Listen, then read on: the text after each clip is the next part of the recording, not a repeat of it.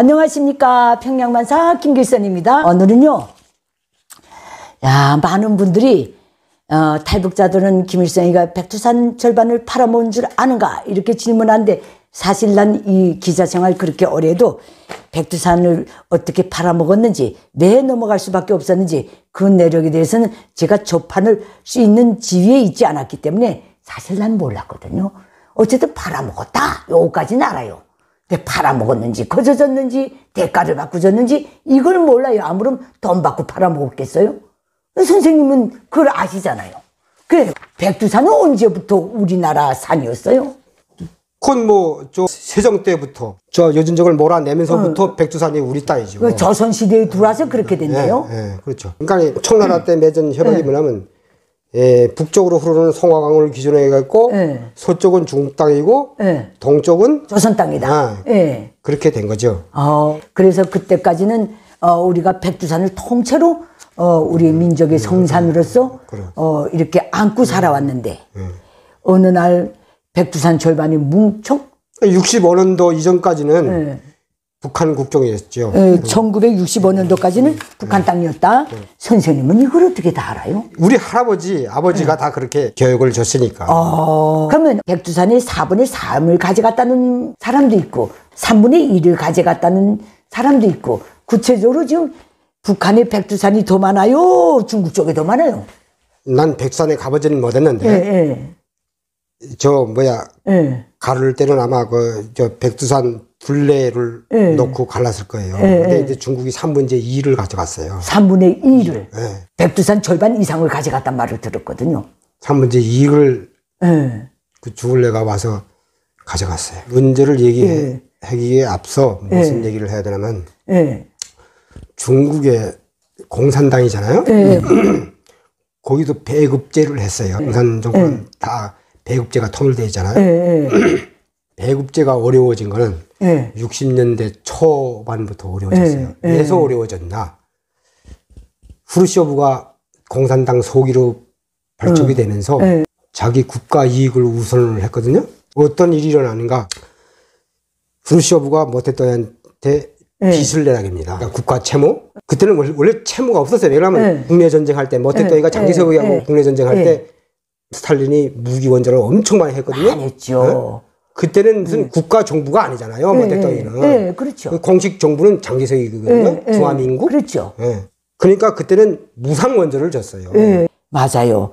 포주고 장갑 사주고. 그럼 비행기 탱크 다 줬으니까 다 줬어요. 그러니까 그걸 후르쇼프가 자기 국익을 취한다고 중국 보고 그 값을 매겨서 빚을 요구했어요. 그러니까 중국이 경제가 어려워지니까 배급도 못 줄 상태였어요. 그때 당시 빚 물면서 어려워지니까 굶어 죽는 사람이 아사자가 발생해요. 그때 2천만이 굶어 죽는 걸로 알고 있어요. 공식적으로는 2천만 명이라고 밝혀져 있는데 사실은 그보다 더 많이 죽었죠. 한 나라였으니까. 그러니까 그때 당시는 북한이 경제력이 중국보다 좋았어요. 왜냐하면 동유럽이 다 도와줬기 때문에. 그러니까 중국에 있는 조선족들이 자기 나라가 잘 산다고 그 장으로 다 도피를 한 거예요. 한 30만 명. 아이고, 30만 명이나 북한으로 뗐네요. 가소를 다 이끌고. 30만 명으로. 그때는 조선족 마을에 사람이 몇 사람 안 남길 정도로 다 조선에 나갔어요. 경북 지역에서는 이 국가 일을 할 수가 없는 거야. 사람이 너무 많이 빠져나가서. 그러니까 그때 당시 주울레가 총리를 했는데, 북한에 나가서 김일성이 보고 중국에서 나간 사람은 다 돌려보내달라. 그런데 김일성이가 노했어요. 조선 사람이니까 우리는 응당 우리를 품 안해야 된다. 그래서 그 말은 잘하는 것같다고 내가 봐요, 김일성이가. 그때 당시 북한이 전쟁 겪고 나서 인력이 많이 부족할 때거든요. 엄청 부족했죠. 그때는. 그러니까 북한에서는 절실히 인력이 부족한 상태라 나왔으니까 완전 호박을 잡은 거죠. 중국에서 농민들이 기본 많이 달아난 게 아니고 공장지대에서 많이 갔어요. 엘리트들도 많이 달아나고 의사들도 많이 됐다고 그러더라고요. 그때. 공장지대에서 많이 달아났기 때문에 북한에서는 절실히 요구되는 인력이에요. 그러니까 김일성이는 절대 못 간다. 못 보내겠다. 그러니까 중국의 항의가 계속되니까 1년 한 6개월 동안 외국인증을 줬어요. 그러니까 임시 체류증. 선생도 그 케이스죠. 그렇죠. 체류증을 줬는데 그 고민하다가 김일성이는 저 못 보낸다고 마음을 굳혔고 죽을래는 무조건 송환해라. 받아내야 되겠다. 그러니까 이게 협상에 들어가잖아요. 협상에 들어갈 때 죽을래가 백수한 소리를 꺼낸 거예요. 백수를 달라. 근데 김일성이가 그때 얘기를 강력하게 밀어붙여서 그거 우리 땅인데 왜 저기 또 조선 사람이잖아요. 조선 사람이 자기 고국을 찾았잖아요. 그렇죠. 고국을 찾았죠. 그래서 자기 여기 사람으로 살겠다는데 근데 김일성이가 중국 공산당원이냐. 공산당 출신이고 끊지 못할 인연이 있으니까. 있으니까 주겠다고 승낙을 한 거예요. 그게 바로 6.25 전쟁 때 중국인민지원군을 내보내줬고 저 강계 귀때기까지 도망쳤던 그래서 김일성 정권을 살려놨고 이 모든 게 빚이 있기 때문에 김일성이도 거기에 웅했을 거예요. 빚지 못한 사정이라는 게 그거였죠. 그러니까 김일성이가 중국에서 성장했고 중국 공산당의 영향도 하얗게 크게 됐잖아요. 그러니까 김일성이는 차마 고절 못하고 최영건이를 반대했는데 최영건이가 얻은 공적이 뭐냐면 압록강, 두만강 중국장에 붙은 소문 다 올려받은 거예요. 정식 백두산의 국경이 갈라진 건 65년도에 갈라졌어요. 1965년도에 정식 중국 땅으로 넘어갔네요. 그때 말뚝을 박았어요. 30만을 안 보내고 6.25 전쟁 때 진 빚을 갚느라고 조상대들은 백두산을 3분의 2를 떼서 줬구만요.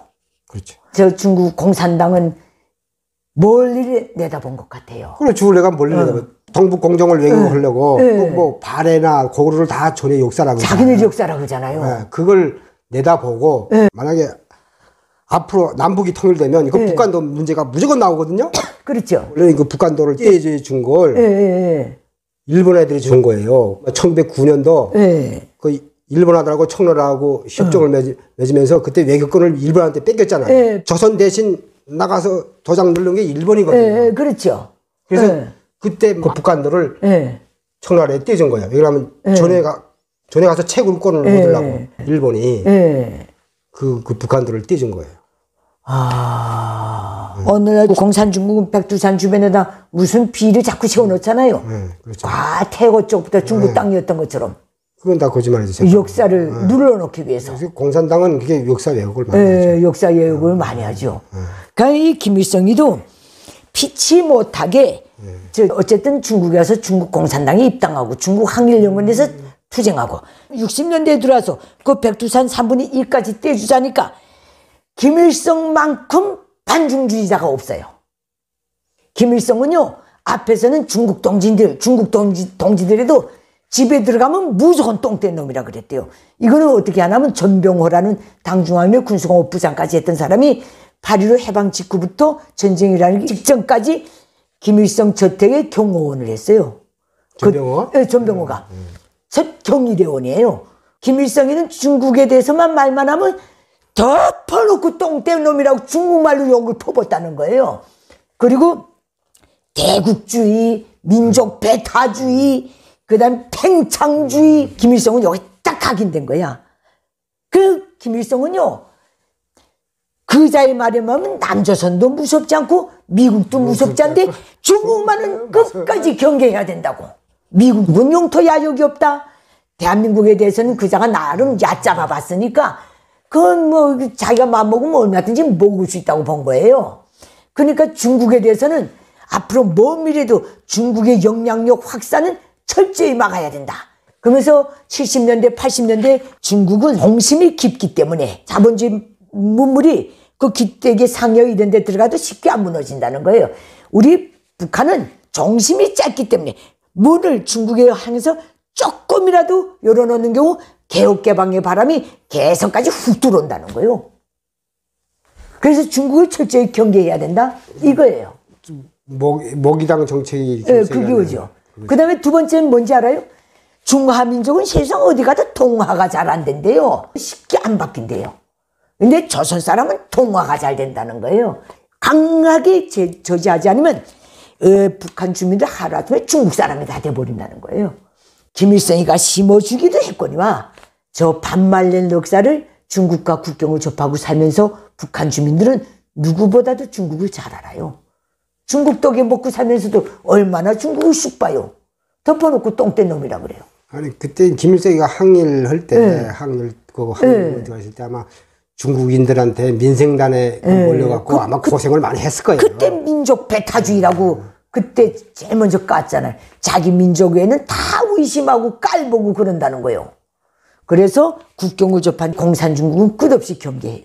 우리가 북한이 자유화된 다음에 백두산 팔아먹은 거 김일성 때 그 협약을 어떻게 다시 해서 도로 찾아오자면 공산중국의 일당 통치라든가 내 생각인데 북한들은 찾을 희망이 없고 이제 100년이 지났기 때문에 없고 아마 이 빨리 무너지면 이건 50년 조금 넘었잖아요. 100년 되기 전이니까 백두산은 찾아올 수 있지 않을까. 그건 찾아올 수 있죠.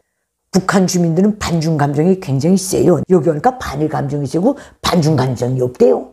북한은 반일 감정이 없고 반중 감정이 세요. 그렇죠. 맞아요. 이런 걸 모두 이용해가지고 북한이 자유화된 다음에 이걸 어떻게 하나 외교적인 노력을 최대로 다해서 백두산만은 찾아와야 될 것 같아요. 그건 당연히 찾아야죠. 오늘 요약하면 그 중국에서 넘어온 30만 동포들 안 돌려보내는 조건이 하나. 그 다음에 두 번째는 6.25 전쟁이요 뭐요 여기서 신세진 그것 때문에 하나. 말 못할 사연들 때문에 김일성이가 어찌됐든지 간에 중소 싸움에 고래 싸움에 세우던 깨지는 식으로 백두산을 중국에 띄웠다. 이 소리 아니에요. 그렇지. 당연히. 뭐 어떻게 둘러대든 띄운 건 틀림없습니다. 김일성이가 준 것도 틀림없고 중국이 떼간 것도 틀림없다는 것. 이거는 역사적으로 놓고 볼 때 찾을 수도 있을 것 같아요. 우리 민족이 잘하면. 통일된 자유대한 국민들이 잘하면. 이제 중국 공산 정권이 있는 한 이 백두산을 중심해서 발해 역사를 보잖아요. 그러니까 발해는 지방 정권 역사라고 그러거든요. 동포 국가처럼 말하잖아요. 그렇기 때문에 왜곡을 다 해놨잖아요. 그때 백두산을 이렇게 쉽사리 내줄까? 아무리 역사 왜곡을 했어도요. 어느 나라에는 유관국대는 그 자료가 다 있을 거예요. 안 그래요? 중국만 자료를 가지고 있다. 중국 중심의 사관을 가지고 있다. 그걸 누가 인정하지도 못해요. 그럼 우리가 국력이 커져서 외교적 노력을 얼마나 하는가에 따라 틀리지요. 그러니까 우리가 국력이 중국보다 훨씬 커지든지 하나 그거 자유통일돼서 다른 하나는 중국 공산당이 계속 가다가 붕괴돼서 자유화돼서 다민족 국가로 나고 이렇게 되는 환경이 나는 되면 된다고 봐요. 근데 그게 그렇게 어려운 문제는 아니라고 봐요. 역사는 자유의 행진이기 때문에. 글쎄요, 김일성이가 넘겨준 백두산은 찾아올 가능성이 그래도 찾아올 가능성이 있다고 보는데 이 북만주는 지켜놓고라도 성산이야 찾아야 될 거 아닙니까? 야, 오늘 이렇게 해서 김일성이 중국의 백두산 3분의 1을 떼운 이야기 사료적으로는 못 봤지만은 우리 양 선생은요 독립군의 후손으로서 만주 벌판에서 살다가 그 대약진이요 뭐요 썰어나오고 둘이부터 싸움할 때 중국이 그때 살아남게 해서 온 가소를 이끌고 북한으로 다시 들어간 30만 조선 민족의 구성원이었다는 것 그분들이 들려준 얘기를 양 선생을 통해서 오늘 이렇게 역사를 깨맞춰보면서 한번 다루어 봤습니다. 백두산 띄운 이야기는 여기서 마치도록 하겠습니다. 감사합니다. 감사합니다.